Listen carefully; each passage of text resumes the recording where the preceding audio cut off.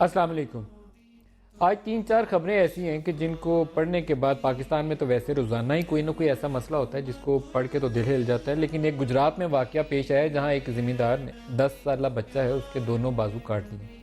یہ انتہا پسندانہ رویہ ہمیں سیالکوٹ میں ایک واقعہ نظر آیا تھا جہاں گاؤں والوں نے ڈاکو کہہ کر، پتہ نہیں ان بچوں کا کیا قصور تھا، تو پورے گاؤں نے مل کے مار کے ان دونوں بچوں کو مار دیا تھا۔ اس کے بعد یہ آج والا واقعہ دیکھا ہے تو اس کو بھی پڑھ کے پھر خوف آتا ہے کہ یہ پاکستان میں کس طرح کے حالات ہیں، جہاں کوئی کسی کا بازو کاٹ رہا ہے، کوئی کسی کا گلا کاٹ رہا ہے، کوئی کسی کا پاؤں کاٹ رہا ہے۔ بعض واقعات ایسے بھی ہوئے کہ ذمہ دار کو بہت غصہ آ گیا تو اس نے اپنے کتوں کے آگے وہ جو بھی اس کا کام کرنے والا ورکر تھا اس کو ڈال دیا۔ اپنے ہمسایہ ملک میں دیکھیں، وہاں پر ایک انتہا پسند جماعت جو ہے وہ برسر اقتدار آ گئی ہے، تو شیو سینا کے لوگوں نے باورچی جو مسلمان تھا زبردستی اس کو روٹی کھلوا کر اس کے منہ میں چپاتی کے نوالے ڈال کے اس کا روزہ توڑوا دیا، کیونکہ ان کو وہ کھانا پسند نہیں ہے۔ انہوں نے کہا تو نے روزہ کیوں رکھا ہوا، اس کا روزہ توڑوا دیا۔ پاکستان کے اندر پھر واپس آ جائیں تو ویسے اسلام ہے، رمضان کا مہینہ ہے جہاں ہمسائے کے اتنے حقوق ہیں کہ وہ اگر بھوکا سویا اور آپ پیٹ بھر کر سوئیں تو پھر آپ کا وہ اسلام اور آپ کا مسلمان ہونا ہی مکمل نہیں ہوتا۔ وہاں پر 10 لاکھ کے قریب آئی ڈی پیز ہیں جو نارتھ وزیرستان ضرب ازد آپریشن کے نتیجے میں بے گھر ہوئے۔ اس میں حکومت کو ہم روزانہ کوستے ہیں اور یقیناً کوسنا چاہیے، تو اس نے پراپرلی اینٹیسپیٹ نہیں کیا۔ اتنا بڑی فوجی کارروائی کرنی تھی تو پتہ تھا کہ لوگ باہر نکلنے ہیں، ان کے کھانے پینے ادویات ہر چیز کا بندوبست ہونا چاہیے تھا۔ تو وہاں فیڈرل گورنمنٹ بھی سوئی رہی، وہاں کے پی کے کی جو صوبائی حکومت ہے وہ بھی سوئی ہوئی ہے۔ ان کا کہنا یہ ہے کہ وفاق کا کام ہے، وفاق کہتی ہے آپ کی صوبائی حکومت کیا کر رہی ہے، تو یہ کام ہم کر رہے ہیں، لوگ چاہے مر جائیں۔ وہاں ایک WHO نے گزشتہ روز رپورٹ جاری کی ہے جس میں وہ کہہ رہے ہیں کہ ایسی ڈیزیزز جو اوائڈیبل ڈیزیزز ہیں جس سے بچا جا سکتا ہے، کسی کو پیٹ کا مسئلہ ہو رہا ہے کیونکہ صاف پینے کا پانی میسر نہیں ہے، گرمی کی وجہ سے بچوں کی زندگی کو خطرہ ہے۔ پولیو دنیا ساری میں ختم ہو گیا تھا، پاکستان سے پولیو وائرس دوبارہ پوری دنیا میں پھیل رہا ہے۔ پاکستان اس وقت اکیلا ملک ہے جس میں highest number of cases report ہوئے ہیں اور یہاں ٹریول ایڈوائزریز آ گئی ہیں۔ تو یہ حالات ہیں پورے پاکستان کے۔ آخری عشرہ رمضان کا چل رہا ہے، کل 27ویں رات ہونی ہے رمضان کی۔ مسلمان ہیں ہم سارے، رمضان بھی منا رہے ہیں، افطاریاں بھی کھا رہے ہیں۔ تو آج کے پروگرام میں ہم حقوق العباد کے حوالے سے تھوڑی بات کریں گے۔ اپنے جو مہمان ہیں بہت ہی اپنی فیلڈ میں معتبر شخصیات ہیں، کسی تاج نہیں ہیں۔ جنید جمشید صاحب ہیں ہمارے ساتھ کراچی سے۔ جنید جمشید صاحب بہت شکریہ آپ ہمیں جوائن کر رہے ہیں۔ اس کے علاوہ سید بلال کتب صاحب ہمارے ساتھ ہیں۔ بلال کتب صاحب آپ کا بھی بہت شکریہ۔ اور مولانا کوکب نورانی صاحب یا مولانا کوکب اکاڑوی صاحب، دونوں ناموں سے پہچانے جاتے ہیں، آپ کا بھی بہت شکریہ، آپ بھی ہمیں جوائن کر چکے ہیں۔ جنید جمشید صاحب آپ سے آغاز کروں گا، یہ فرمائیے گا کہ حقوق العباد جو ہیں وہ شاید ہم حقوق اللہ کے حوالے سے ہماری مسجد کے اندر جو امام مسجد کھڑے ہو کے لیکچر دیتے ہیں وہ ہمیں اتنا ڈراتے ہیں کہ اس کے بعد حقوق العباد ہمیں بھول ہی جاتے ہیں، شاید مجھے تو یہی لگتا ہے۔ ندیم بھائی بہت شکریہ آپ کا بلانے کا۔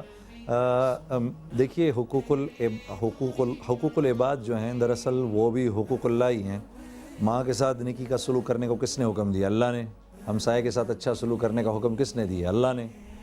لوگوں کے ساتھ نیکی کرنے کا حکم کس نے دیا؟ اللہ نے دیا ہے۔ تو دراصل سارے حقوق العباد بھی حقوق اللہ ہی ہیں۔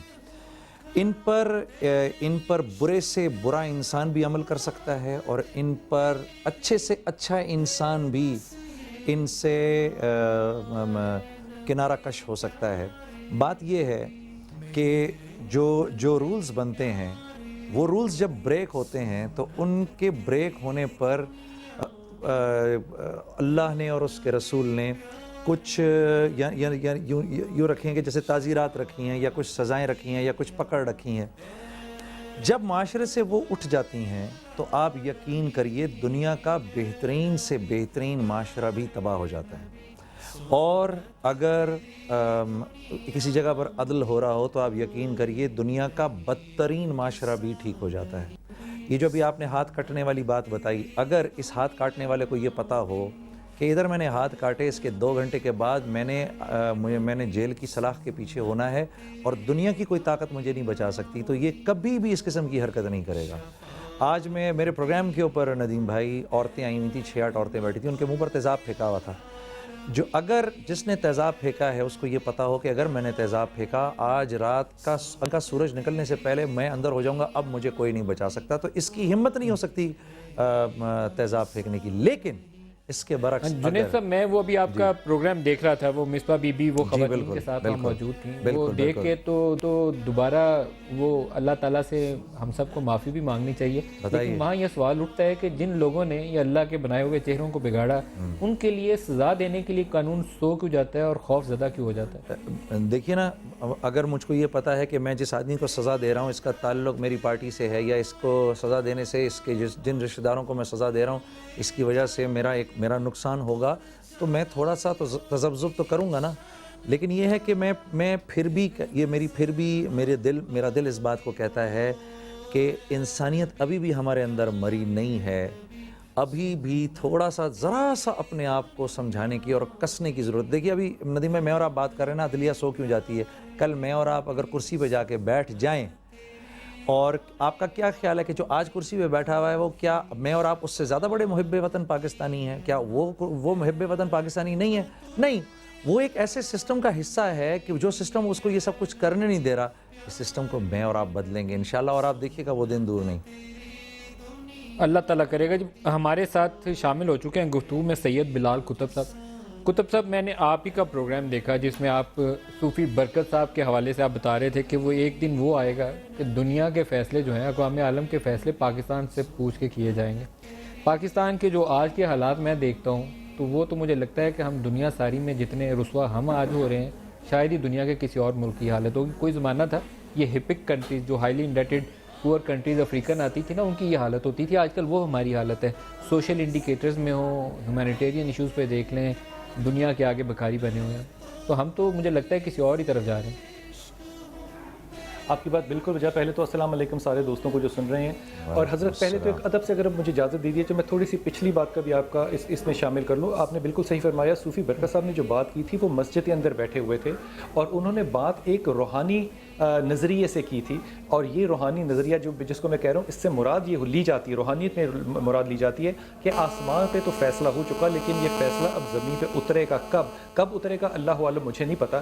لیکن میں پچھلی بات کی طرف آپ کی توجہ دلاؤں کہ ایمانداری سے سوچئے ذرا کہ 5-7 ہزار سال پرانی انسان کی تاریخ کو آپ پلٹ کے دیکھ لیجئے، مجھے ایک امت کا ایک قوم کا کوئی ایسی مثال دیجئے کہ اللہ نے اس کو اس لیے تباہ کیا ہو کہ اس کی داڑھی کا سائز ٹھیک نہیں تھا، یا اس کی ٹوپی کا رنگ صحیح نہیں تھا، یا اس کے پونچے ٹھیک نہیں تھے۔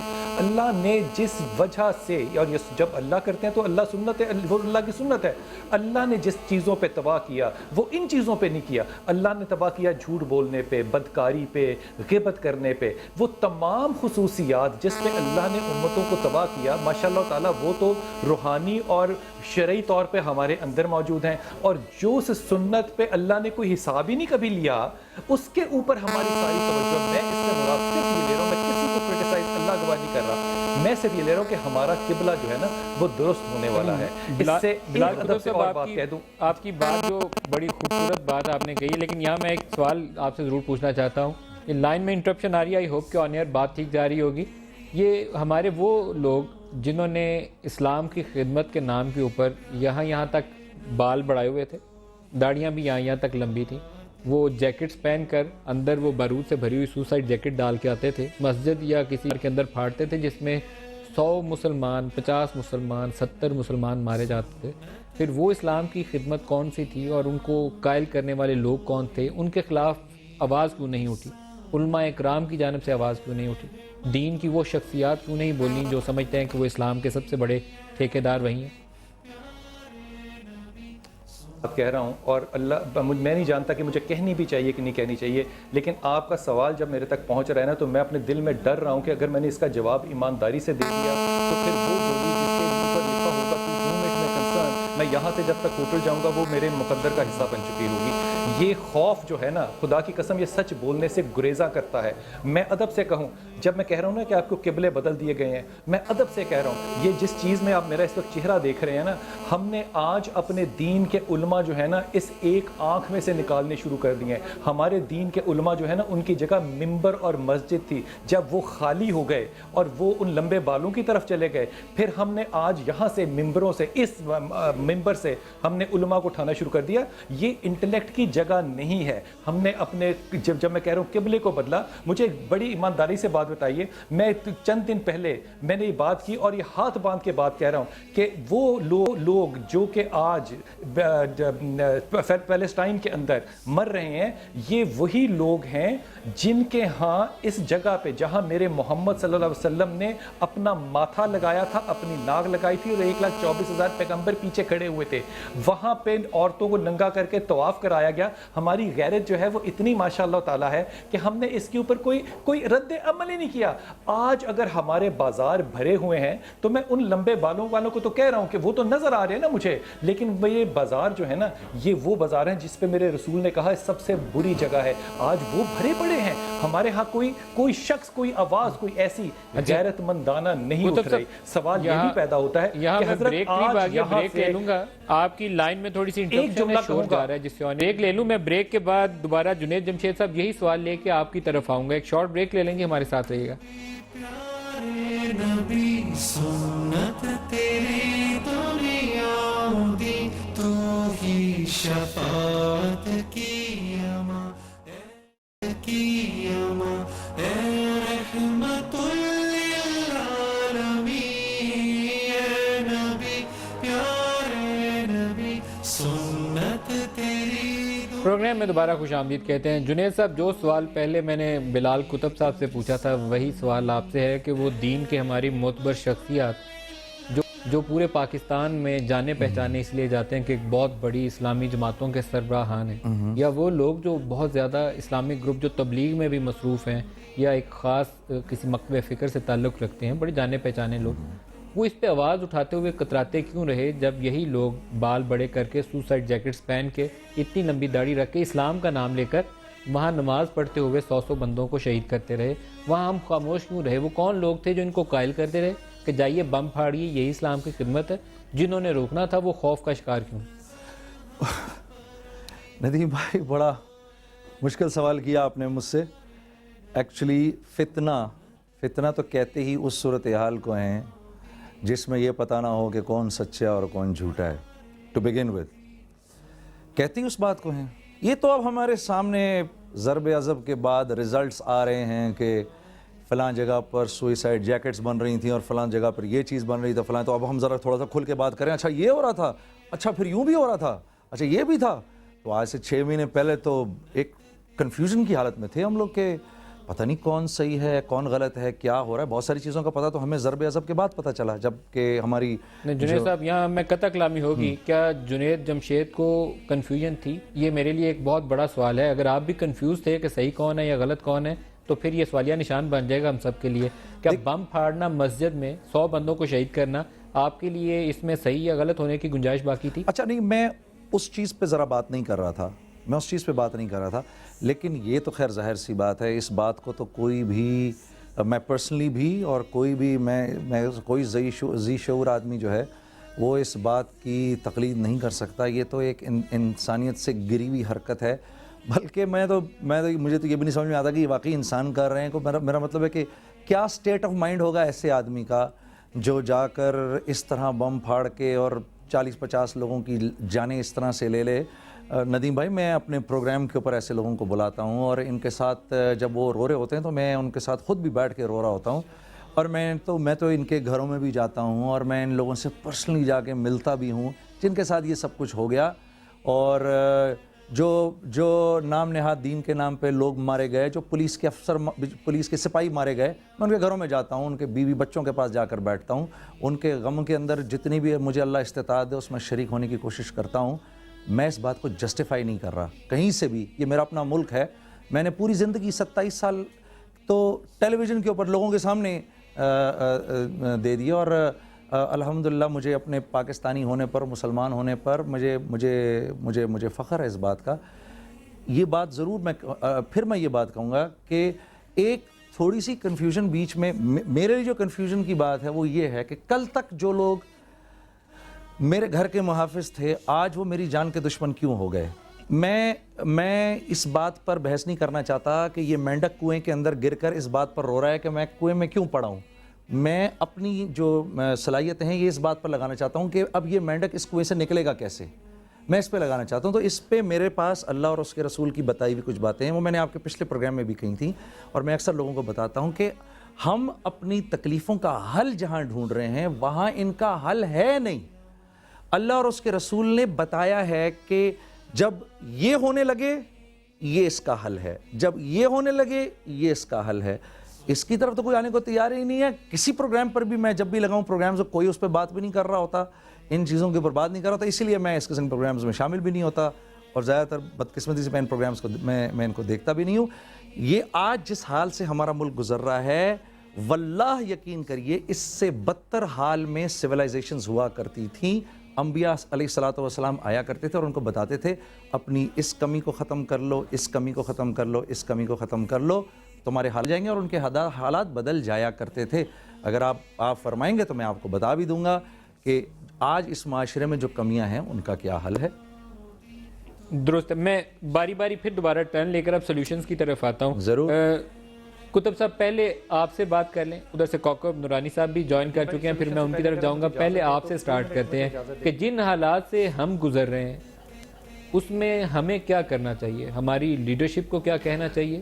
بلال کتب صاحب کو ٹی وی پہ بیٹھ کے بہت سے لوگ سنتے ہیں, بلال کتب صاحب کو کیا کہنا چاہیے, مجھے کیا کہنا چاہیے, پاکستانی عوام کو کیا کرنا چاہیے. ندیم بھائی, میں بڑی ادب سے آپ سے بات کہہ رہا ہوں کہ پہلے حل ڈھونڈنے سے پہلے نا مقدمے کا فیصلہ کرنے سے پہلے مقدمہ سمجھنا بڑا ضروری ہوگا.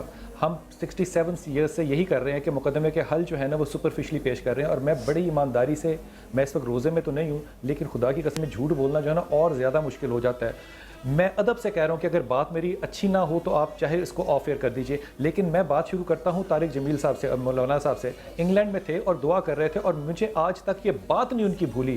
انہوں نے ہاتھ اٹھایا اور کہا کہ اے اللہ, جو تو نے ہمیں ایمان دیا ہے یہ ایمان تو ان سامنے والے لوگوں کو دے دے, اور جو کردار ان کو دیا ہے اے مولا یہ کردار ہمیں دے دے. میرے دماغ سے نہیں آج تک بات نکلی. جب محمد صلی اللہ علیہ وسلم آئے تھے اس سے برا کردار اور معاشرہ تو ہو ہی نہیں سکتا تھا, لیکن آپ نے وہاں پہ معاشرے میں آ کے اس کلچر کو تباہ نہیں کیا تھا. آپ نے لوگوں پہ پابندی نہیں لگائی تھی کہ اس طرح کی شکلیں بناؤ, اس طرح کے لباس پہنو. آپ نے وہاں حضرت عمر خطاب جیسے لوگوں کو ڈھونڈا اور ان کے لیے دعا کی, اور وہ جن کے لیے کی. ایمانداری کا معاملہ یہ ہے کہ انہوں نے آ کے رسول کے سامنے کھڑے ہو کے کہا کہ یا رسول اللہ کیا ہم حق پر ہیں, کہا ہم حق پر ہیں, تو کہا پھر میں کیوں ڈروں گا. پھر وہ جلوس لے کر گئے اور لوگوں کے سامنے نماز ادا کی. آج میں انتہائی دکھی دل سے کہتا ہوں کہ اتنا بڑا خیال جس کو کہ ہم اسلام کہتے ہیں ہم نے انتہائی محدود اور چھوٹے دماغوں کے حوالے کر دیا. میں ہاتھ باندھ کے کہتا ہوں کہ یہ جو آپ نے بات ابتدائیہ میں کی نا کہ یہ چہرے جو ہیں تضاد سے بھرے ہوئے, یہ ہم دیکھ رہے ہیں اور ہم رو رہے ہیں اس پہ. میں ادب سے کہہ رہا ہوں ہم بھی اسی لمبے بالوں اور لمبی داڑھی والے کا حصہ ہیں, چاہے وہ داڑھی میرے اندر ہو چاہے باہر ہو.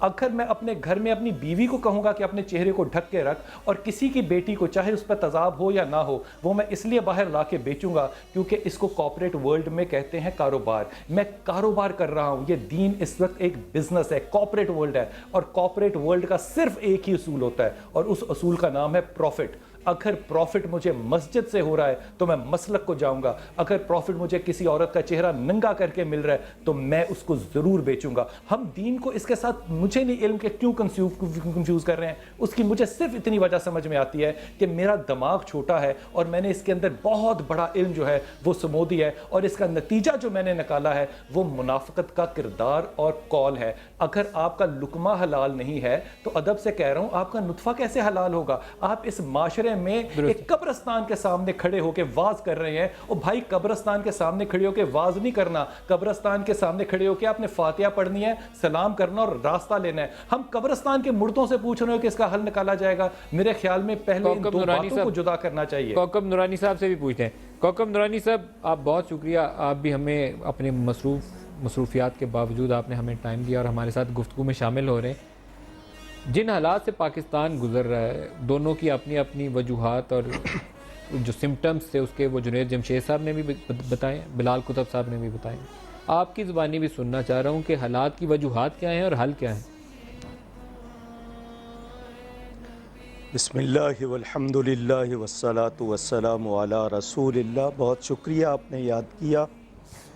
مجھے کچھ اور بتایا گیا تھا, سوال کچھ اور ہے, تاہم میں مختصراً اتنا عرض کرتا ہوں کہ میں نے جب کلمہ پڑھا تو میں اس کا پابند ہو گیا.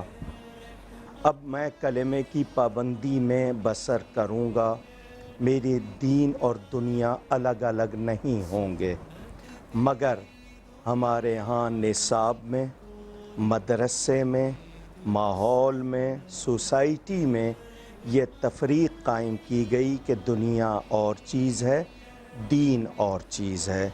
دین بندے اور خدا کے درمیان ہے، دنیا لوگوں کے درمیان۔ تو جب غلط سبق پڑھایا جائے اور پھر مجھ سے اچھا رزلٹ چاہا جائے، یہ کیسے ہوگا؟ یہ کیسے ہوگا؟ ہمیں سوچنا چاہیے کہ جب ہم بنیاد ہی غلط رکھ رہے ہیں، بو کچھ اور رہے ہیں، چاہ کچھ اور رہے ہیں، یہ نہیں ہو سکتا۔ تاہم سوال جتنی مرضی مجھ سے گفتگو کروا لیں، ہم گفتار کے غازی ہیں، اور گفتار میں جتنا ہم سے چاہیں آپ کہلوا لیں۔ ہمارے ہاں اب وہ سچائی، ایک تو میرے نزدیک اس معاشرے کے دو جرم ہیں، ایک جھوٹ اور ایک حرام۔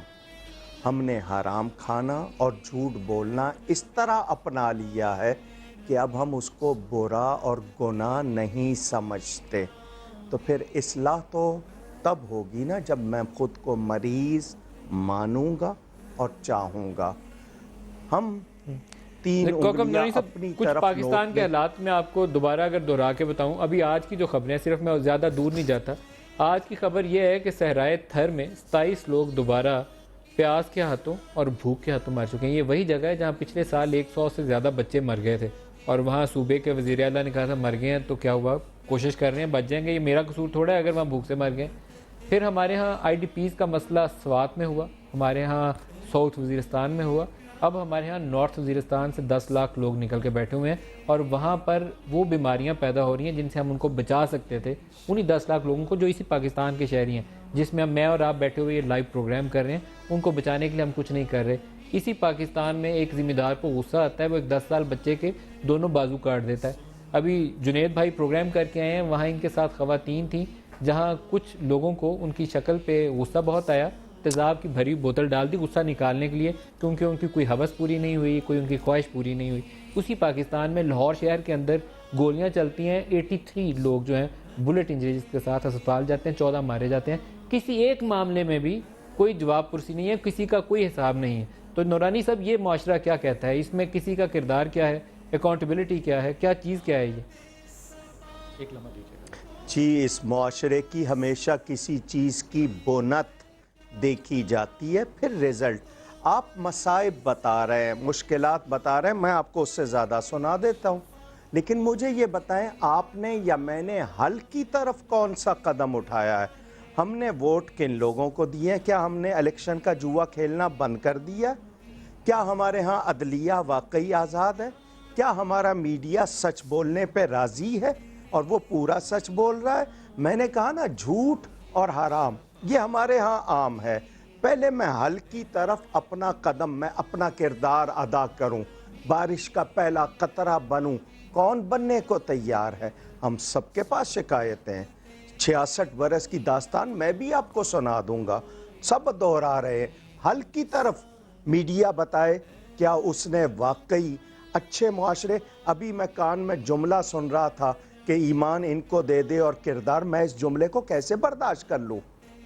میرے نزدیک تو یہ جملہ بہت سنگین ہے۔ میں ان کے لیے دعا کروں، یا اللہ ان کے پاس اچھا کردار ہے تو ان کو ایمان بھی دے دے، مگر میں اپنا ایمان ان کو دے رہا ہوں، یہ کیسی باتیں؟ تو ہم کسی پر تنقید کریں تو باقاعدہ گروپ بندی ہو جاتی ہے، ہم سچ بولیں تو مسئلے کھڑے ہو جاتے ہیں۔ کوئی آگ لگائے اس کو کچھ نہیں، جو آگ بجھانے کی بات کرے اس پر 10 انگلیاں اٹھتی ہیں۔ تو پہلے آئیے درست۔ قوم کو تیار کیجئے سچ اور جنید جمشید صاحب، ایک چیز فرمائیے گا، ہم یہ سنتے ہیں کہ اگر قوم ایسی ہو تو حکمران ایسے ہوتے ہیں، تو اگر حکمرانوں کا کردار بھی ایسا ہو تو پھر قوم کے ساتھ کیا ہوتا ہے؟ چلیے اب کیا فائدہ حکمرانوں کو رگڑنے کا یا عوام کو رگڑنے کا؟ کچھ اس کے اوپر کوئی میں آپ سے سننا چاہتا ہوں، وے آؤٹ نہ نکالنے کی، وے آؤٹ پہلی بات تو یہ کہ میں ویسے لیڈر، تو اب حکمران اگر ایسے ہیں تو پھر قوم کا کیا ہوگا؟ سر یہ حکمران میرے میں سے ہی نکلے، آپ مجھے کل حکمران بنا دیجئے، دیکھیے میں کیا کرتا ہوں آپ کے ساتھ۔ آپ مجھے بنا دیجئے. آپ نے کیا سمجھ رکھا ہے کہ میں جو ابھی حکمران بیٹھا ہے وہ میرے سے کوئی کم محب وطن پاکستانی ہے؟ آپ مجھے بنا دیجئے. اس سسٹم میں تو آپ جس کو بنائیں گے, آپ حضرت عمر رضی اللہ تعالیٰ عنہ کو لے آئیے یہاں پر, بنا دیجئے اپنا کیا کہتے ہیں حکمران. آپ دیکھیے گا تیسرے دن لوگ ان کی جان کے دشمن ہو جائیں گے. ان سے بڑا تو حکمران نہیں آیا نا مسلمانوں کی تاریخ میں. میں کسی کی حب وطن کو تو میں چیلنج نہیں کرتا, لیکن جنید جمشید صاحب, ایک جنید جمشید میں نے وہ دل پاکستان گاتے ہوئے دیکھا تھا, وہ نوجوان بڑا ماڈرن لائف سٹائل والا. ایک جنید جمشید وہ ہیں جو اس وقت میرے سامنے بیٹھے ہیں, یہ اس سے بھی ماڈرن ہے, لائف سٹائل والے. یہ اس سے بھی ماڈرن ہے سر, ماڈرن ہوں گے, میں اس سے بھی زیادہ ماڈرن ہوں. میں بچوں کے لیے, نوجوانوں کے لیے رول ماڈل بھی ہیں. اللہ آپ کو اس جنید جمشید اور اس جنید جمشید میں کیا چیز فرق ہے؟ ندیم بھائی دیکھیے, پہلے تو میں ایک چھوٹی سی مسکنسیپشن دور کرنا چاہتا ہوں. میں نہیں سمجھتا مولوی طارق جمیل صاحب کو انہوں نے کوٹ کیا, مولانا نے اس قسم کی بات کی ہوگی, وہ بات کچھ اور ہوگی, کسی اور کانٹیکس میں ہوگی, تو وہ میں مولانا سے خود ایک دفعہ پوچھ لوں گا, میرے استاد ہیں اس لیے میں اس قسم کی بات کر رہا ہوں. نمبر ایک ایسے کرتے ہیں, آپ بھی پروڈیوسر صاحب سے بولتے ہیں ان سے لائن ملوا لیں. پروڈیوسر صاحب اگر ہیں یہاں پر تو کوشش کریں ان سے, کیونکہ مولانا نہیں کہہ سکتے کہ ہمارا ایمان اٹھا کر کسی اور کو دے دو, اور ان کا ایمان, جیسے مولانا صاحب نے بات کی, بالکل ٹھیک بات کی ہے, ایمان سے بڑھ کر اور ہے کیا ہمارے پاس. نمبر ایک. نمبر دو, میں ایک چھوٹی سی عرض کرنا چاہتا ہوں, وہ یہ میں عرض کرنا چاہتا ہوں, سر داڑھی ٹوپی آ جانے کا مطلب یہ نہیں ہے کہ خدا نہ کرے جس کے منہ پہ داڑھی نہیں ہے ہم اس کے دشمن ہو گئے. اللہ نہ کرے, خدا نہ کرے, یہ کیسے ہو سکتا ہے؟ یا جس کے یعنی جس کے چہرے پہ داڑھی آ گئی, یا جس کے بھئی داڑھی تو نبی کریم صلی اللہ علیہ وسلم کے بھی چہرہ مبارک پر تھی, آپ کے سر پر بھی ٹوپی ہوا کرتی, تو کیا نعوذ باللہ آپ کی زندگی کیا تواضع سے دور تھی؟ آپ سے زیادہ تو تواضع کسی کی زندگی میں تھا نہیں.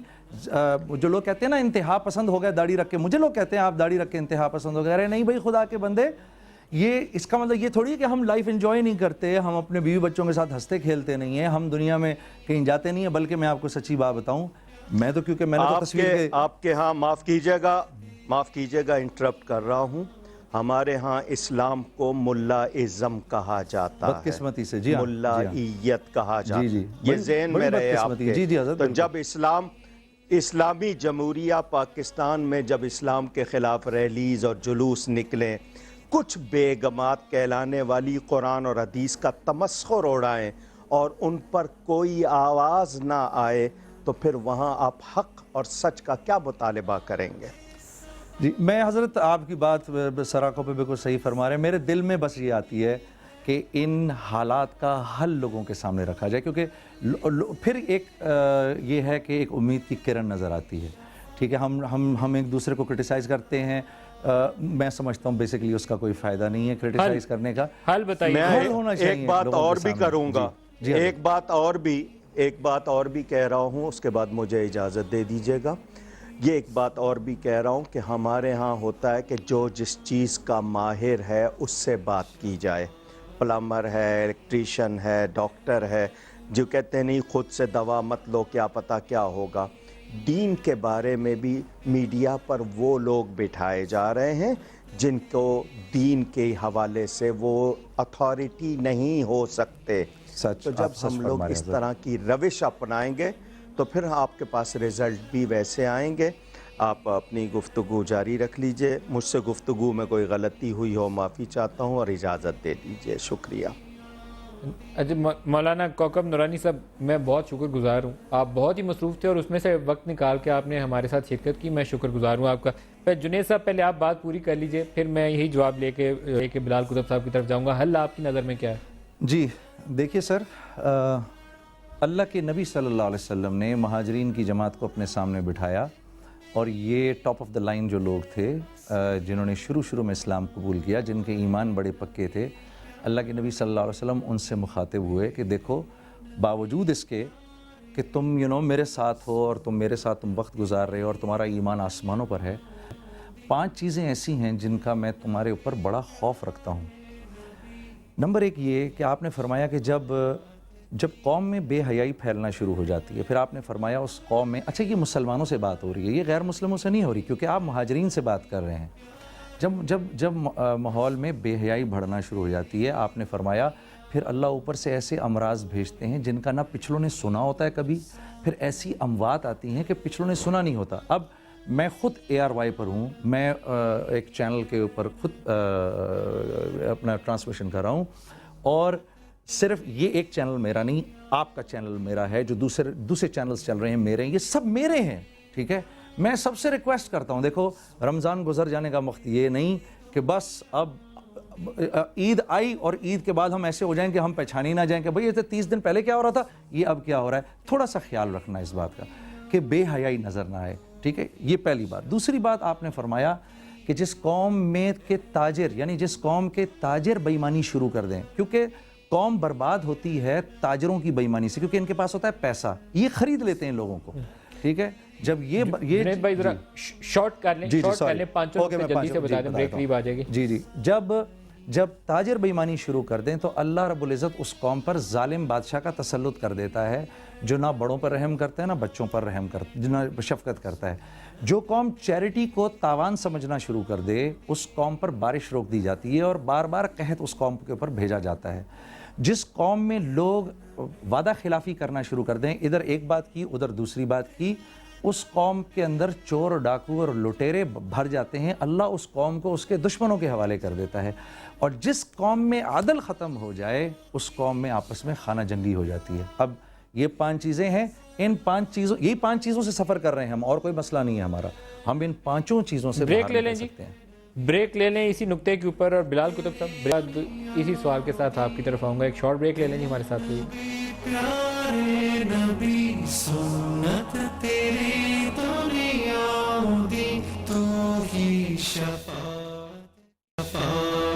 کی اما، اے رحمت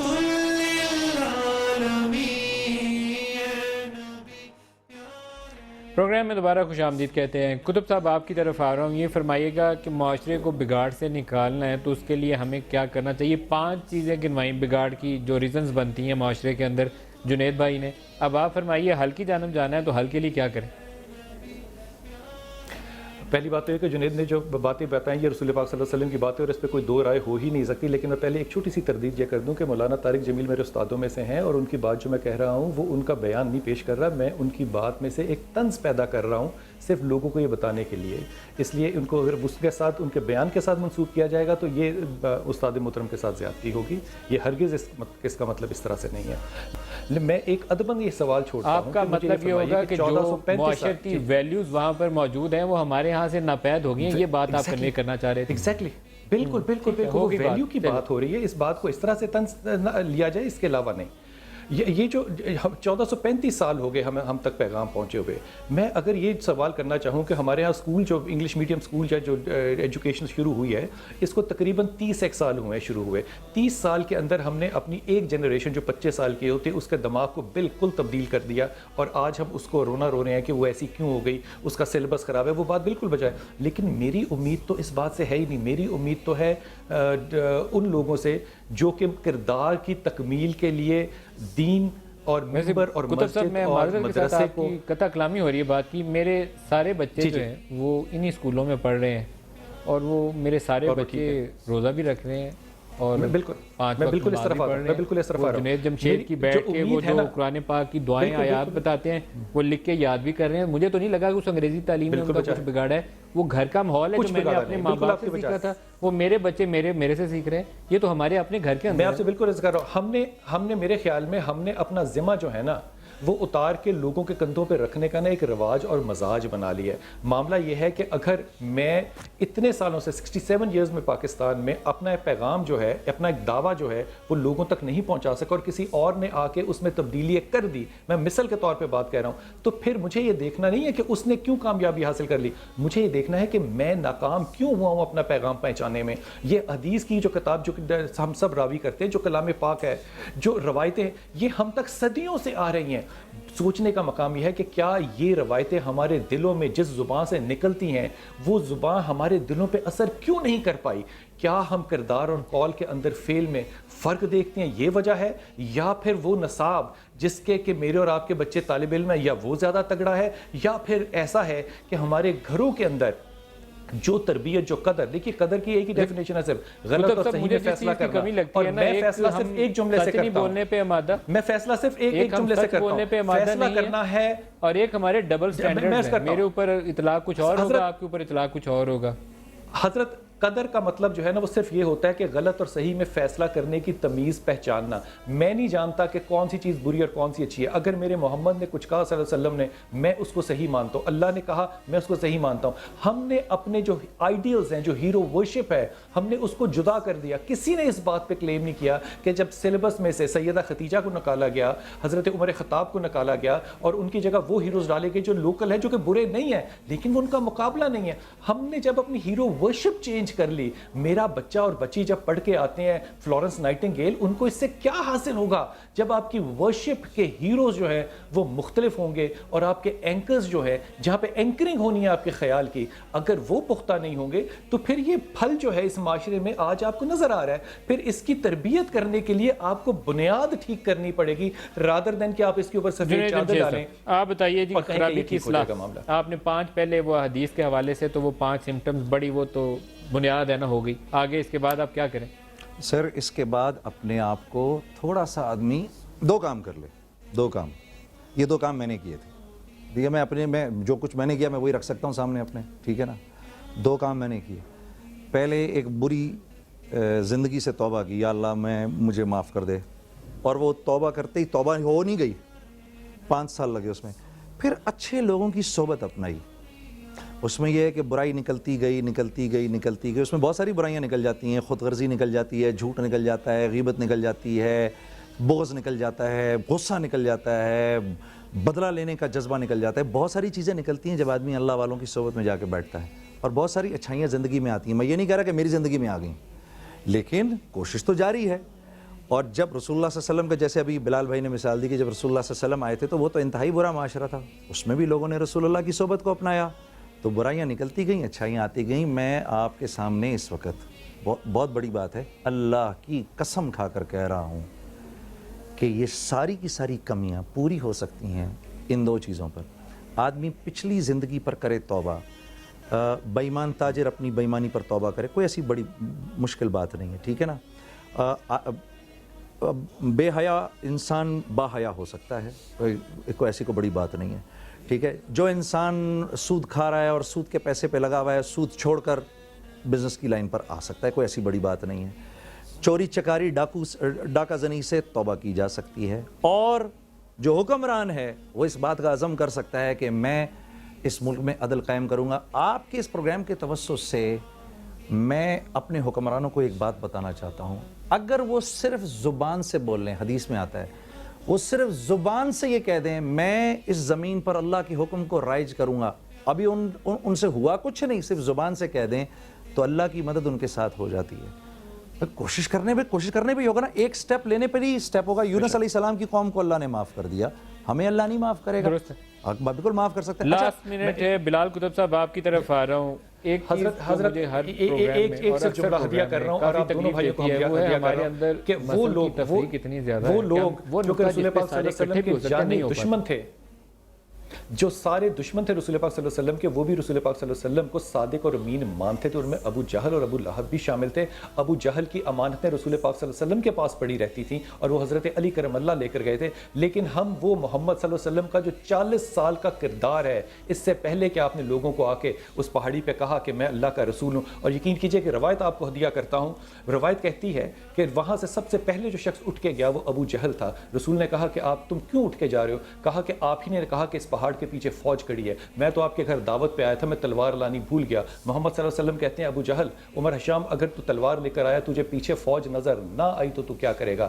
ابو جہل کہتا ہے محمد صلی اللہ علیہ وسلم, رب کعبہ کی قسم, میں اپنی آنکھوں پر نہیں تیری زبان پہ یقین کروں گا. جب ہمارے دعویٰ دینے والوں میں, تعلیم میں, استاد میں, مشائخ میں یہ کردار آئے گا, پھر ان کی بات جو ہے نا وہ میرے سینے میں اترے گی اور میری روح میں وزن بھی آئے گا, حصہ بنے گی. بہت شکریہ سید بلال کتب صاحب, جنید جمشید صاحب, مولانا کوکب نورانی صاحب بھی ہمارے ساتھ ہیں. آپ سب نے مصروفیات سے وقت نکالا اور ہمارے ساتھ. آج رمضان کا مہینہ ہے, کچھ اچھی بات ہی لوگوں تک جانی چاہیے, کانوں تک. آئی ہوپ کہ آپ کی باتوں سے ہمارے وہ اندر جو خامیاں, کمیاں, کمزوریاں, برائیاں اندر کہیں چھپ کے بیٹھی ہوئی ہیں, ان کی اصلاح کا کوئی راستہ نکلے گا. آج کے پروگرام سے اتنا ہی, اجازت دیجیے, خدا حافظ.